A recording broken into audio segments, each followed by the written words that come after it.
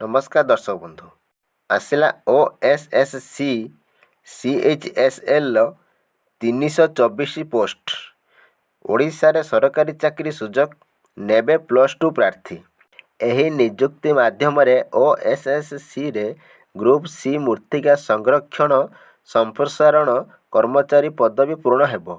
एने ऑनलाइन माध्यम आवेदन करने को पड़िबो। एही नियुक्ति माध्यम उभय पुरुष और महिला आवेदन करि पारिबे। एने 324 टी पदवी पूर्ण हेबो। +2 पास करथिले प्रार्थी मध्य सुजोग नहीं पारिबे। योग्य और आग्रही प्रार्थी माने OSSC रो ऑफिशियल वेबसाइट ossc.gov.in को जाई आवेदन करि पारिबे। गुरुत्वपूर्ण तारीख ऑनलाइन आवेदन आरंभ 27 नवेम्बर 2024 रु होइथिबा बेले ऑनलाइन आवेदन शेष तारीख 26 डिसेम्बर 2024 रही। खाली पदवी साधारण प्रार्थी 188 T post, SC BC 2 T post, SC 60 T post, ST 74 T post, मोट 324 टी पोस्ट।